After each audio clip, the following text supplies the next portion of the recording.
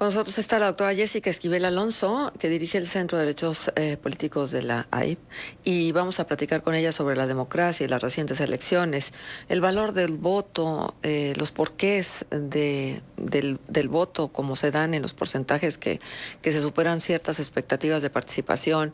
Vamos, las características que tuvo esta jornada electoral. Muchas gracias, doctora, por estar con nosotros en la mesa de contextos. Saludamos con muchísimo gusto a Manuel Cerrato, Marcela Pámanes, Arturo González y Marcela Pámanes. Muchísimas gracias, Marcela y Arturo, por la invitación. Pues bueno, antes que nada, pues señalar que efectivamente estos procesos electorales, el proceso electoral que acabamos de pasar ha sido atípico. Ha sido atípico, en primer lugar, bueno, porque es una elección intermedia y ordinariamente en estas elecciones intermedias donde se renuevan pues la legislatura, en este caso la legislatura federal y algunos cargos locales, suelen tener poca participación. Hablamos de un contexto justo, también extraordinario, en donde estamos en pandemia y esto todavía limita más esta participación ciudadana. Además, no podemos descartar los focos rojos de violencia que vivieron en este proceso electoral, más de 85 políticos asesinados, entre ellos 35 aspirantes a candidatos, y esto pues desde luego es bastante alarmante. En esta situación pues llama la atención que el 53% de las personas que podían salir a votar salieron, ¿no? Entonces estamos hablando alrededor de 48 millones de mexicanas y mexicanos que salimos a votar. ¿Y esto por qué lo podemos explicar? Perdón, ¿cómo vota la población? Pues sencillamente ha sido un problema que ha ocupado la mente tanto de politólogos como de juristas para determinar, y realmente no sabemos a ciencia exacta cómo vota la población. Pero en este caso, el proceso electoral del pasado el 6 de junio, pues existen varias hipótesis. Una de ellas es que pues ese clientelismo electoral. ¿Y a qué nos referimos con este clientelismo? Pues estamos hablando, por ejemplo, que México Evalúa señala que durante este periodo se dispararon gastos en subsidios y programas sociales. Es decir, muchísimas personas recibieron mayores beneficios sociales en diferentes programas a través pues de una inyección de dinero no presupuestada en principio, y bueno, pues que fueron básicamente destinados para programas de producción para el bienestar, para precios de garantías de productos alimentarios básicos, para programas de mejoramiento humano, programas de fomento de la agricultura, ganadería, pesca, agricultura, etcétera. Todo esto de alguna manera responde pues la hipótesis de por qué en gran parte del país salieron a votar pues personas con un nivel económico bajo. Pero también existe otra hipótesis, por ejemplo, que ilustra lo del voto útil, y esto lo podemos ver a través de pues el caso místico de la Ciudad de México, ¿no? En donde pues pierde fuerza el partido mayoritario, y en donde pues realmente se explica a través pues de una configuración socioeconómica de la población, y se fragmenta en aquellos pues ayuntamientos denominados de menor recurso frente a aquellos pues que tienen mayores ingresos, ¿no? Entonces ahí se ve la fragmentación claramente en estratos socioeconómicos de este voto útil, que en realidad pues más bien viene a indicar pues una inconformidad con las políticas que se están generando. Uh-huh.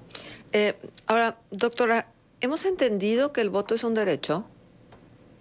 El voto es un derecho y es una obligación, ¿sí? En nuestro país está contemplado pues en ambas vertientes, ¿no? El sufragio se entiende en ambas vertientes. ¿Por qué? Porque efectivamente tenemos la posibilidad de votar o no votar. El hecho de no votar también indica algo. Y es una obligación ciudadana y ética, distinto a otros países en donde se ejerce esta obligación incluso con algunas sanciones, como en Brasil o como en Venezuela. Si no vas a votar, pues posiblemente dejas de recibir algunos estímulos fiscales o algunas deducciones. En nuestro país no pasa esto, pero sí que tenemos esta doble vertiente de derecho y obligación. Ujú. Sí, es que da la impresión, a pesar de que los porcentajes de participación, sobre todo aquí en Coahuila, fueron bastante altos, que no terminamos de hacer como esta diferenciación de lo que significa el ir a votar y lo que significa la participación ciudadana luego del voto, que también es un derecho, ¿no? El no quedarte callada ante las decisiones de las personas a la quien ya elegiste. ¿Cómo dar ese paso? ¿Cómo transitar entre voto y luego participo y exijo? ¿Doctora? Doctora, te tenemos por ahí. Se me hace que, a ver, checamos la llamada, por favor, Gerardo. Ah, perfecto. Vamos a darle un momentito. Sí, ahí ya la tenemos. Gracias a la doctora Jessica Esquivel Alonso por estar. Preguntaba sobre la transición entre el voto y la verdadera participación ciudadana, que tendría que ser la de todos los días. Sí, bueno, por supuesto, este es el gran reto, ¿no? En términos generales, porque efectivamente la participación no se agota con ir a votar el día de las elecciones, sino que implica también pues estar en constante deliberación y escrutinio de las decisiones públicas. Y la verdad es que pues generar esa empatía ciudadana para poder involucrar a los actores políticos, a la sociedad civil, a los ciudadanos de a pie, pues resulta un reto complejo. Creo que hoy lo podemos pues ver con mayor facilidad esta deliberación pública de la que nos hablan muchos estudiosos, es justo a través, bueno, pues de las plataformas, de las redes sociales, como podemos estar al tanto de las decisiones que ejercen nuestros gobernantes, ¿no? A través de pues, hoy lo vemos en el Twitter, en el Facebook, en el Instagram, incluso se ha hablado, ¿no? Que algunos gobernantes, pues justo ejercen sus funciones a base de tutazos, ¿no? Y la población responde y la población está atenta, se inconforma y delibera, y creo que cada vez es más difícil que puedan realizar cosas pues no fuera de sus funciones, fuera de sus competencias. Hoy la población está más atenta, hay mayor transparencia, mayor rendición de cuentas y hay mayor información en términos generales. El acceso a la información pública está pues al alcance de un clic, y esto de alguna manera también nos permite estar participando, estar modulando las decisiones e inconformándonos cuando pues, se requiera. Uh-huh. Doctora, muy buenos días. Saluda a Manuel Cerrato. En su experiencia y en su análisis, ¿qué tendría que cambiar en la forma de hacer campaña por parte de los partidos políticos, pero también por parte de las reglas del juego que ponga la autoridad electoral, de modo que para la ciudadanía sea más atractivo también involucrarse? Porque luego vemos un diluvio de spots que terminan diluyendo los mensajes de cada cual y terminan también causando pues cierto hartazgo en la ciudadanía. Vemos también formatos de debate que no son tal y que son acartonados y que no hay un verdadero encuentro de ideas o intercambio de posturas o realmente propuestas.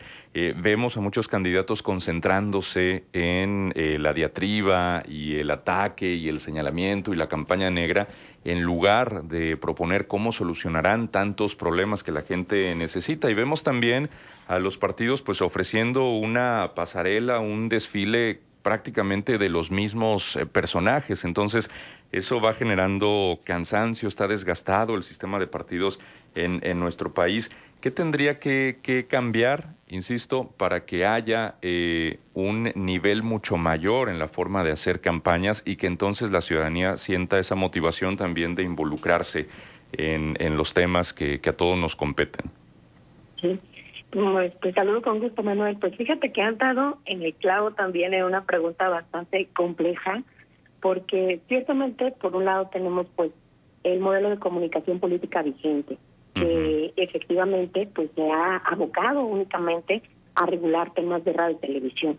Sí. Y ha generado, pues, esto que señalas, que muy bien señalas, el efecto de la spotización, ¿no? La mal llamada spotización, porque se han diseñado únicamente fragmentos de spot de 30, 20 segundos y en donde intentan comunicar, pues, temas muy complejos, ¿no? Temas de agenda pública, de políticas públicas, y realmente eso no permite pues una verdadera deliberación, un verdadero intercambio de ideas entre el lector, o en este caso entre las audiencias, porque se hace a través de la radio y la televisión, como señalábamos. Entonces, no hay un ir y venir en la discusión. Igual también, como bien señalas, los formatos de estas debates pues resultan acartonados, y eso porque las propias instituciones han generado su intento de controlar el debate, pues formatos que son poco amigables también con las audiencias. La realidad es que la pregunta pues no es de fácil resolución. Ahorita lo que se está tratando de hacer, o la verdad es que tanto los partidos políticos como la ciudadanía han migrado a espacios que no están propiamente regulados, como señalábamos hace un momento, las redes sociales.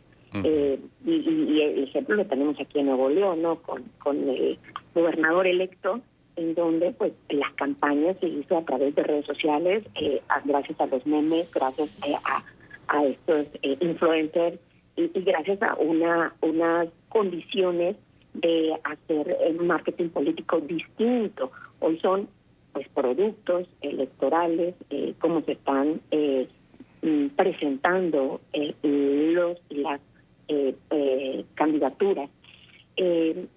Francamente, reconocer cómo podemos llegar al electorado, pues es también abrir la posibilidad de que el nivel de discusión de los políticos y las políticas que tenemos pues sea de mayor nivel, y que no se estanque, como bien señalas también, en esta propaganda negativa, en estos calumnias electorales, en la denigración, en el intercambio de ofensas, porque de alguna manera sí que la ley exime, no permite la calumnia electoral, y tampoco permite, por ejemplo, el discurso del odio.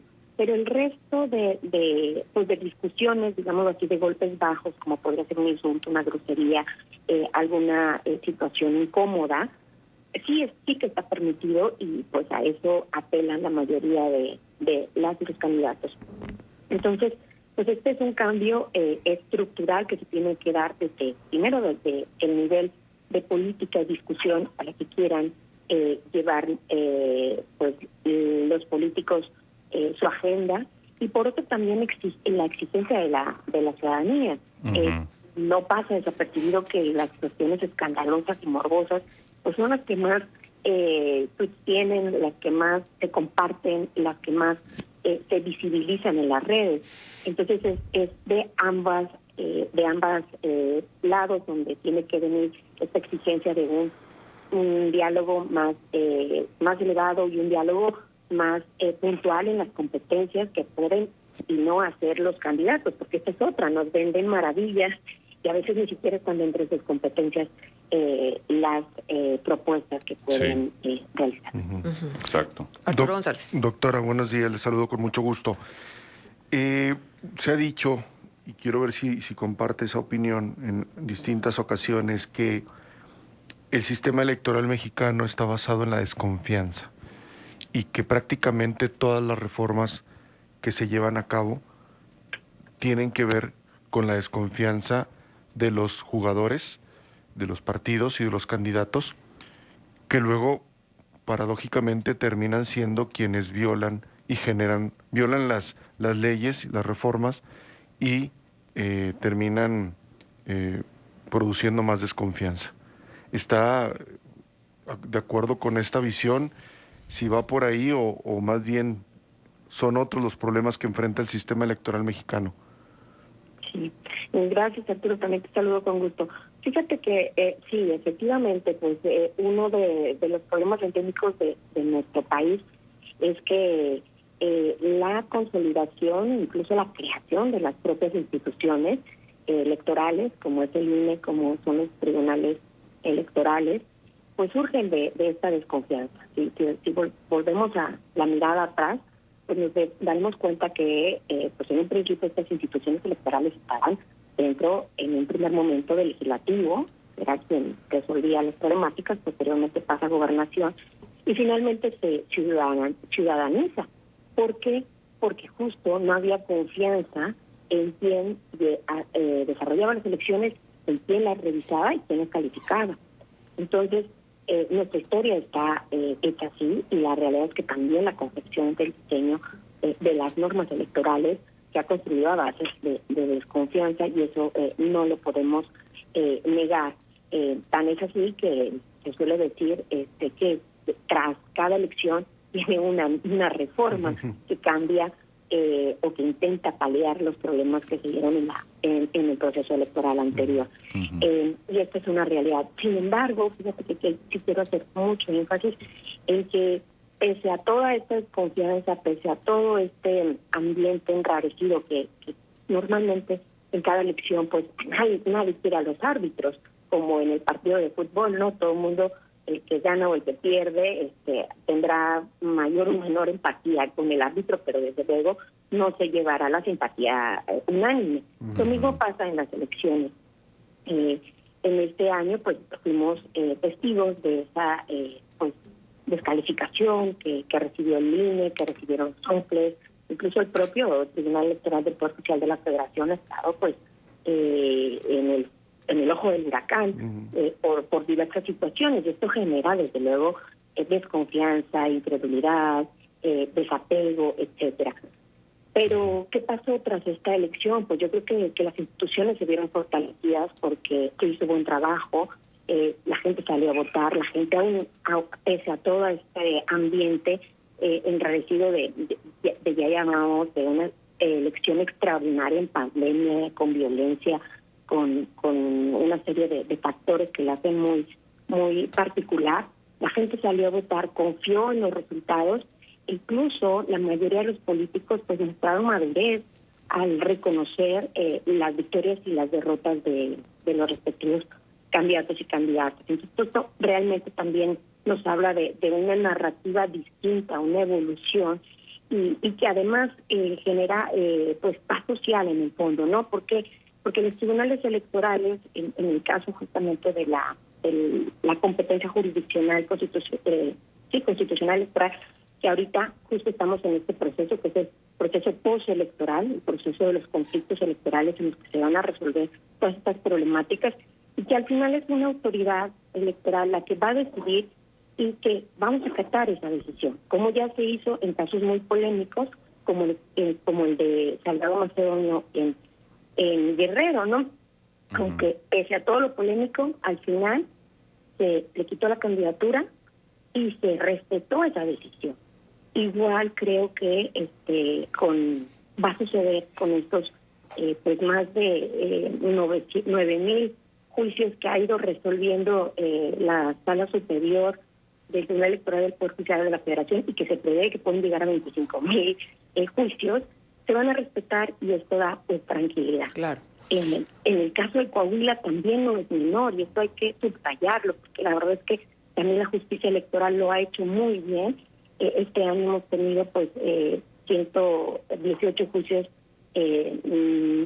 juicios para la protección de los derechos políticos electorales, 30 juicios electorales, 9 procedimientos sancionadores, 4 recursos de queja, y todos, en la mayoría, más bien el 94% de estos ha sido confirmado por instancias superiores. Doctora, tenemos que interrumpir la conversación porque el tiempo ya no nos da, pero agradecemos y esperamos estar otra vez en contacto con usted. Muchas gracias. Sí. No, hombre, al contrario, gracias por la invitación. Un abrazo fuerte para todas y todos. Gracias. Hasta luego, doctora. 8:09, pausa. Contextos. Con el confinamiento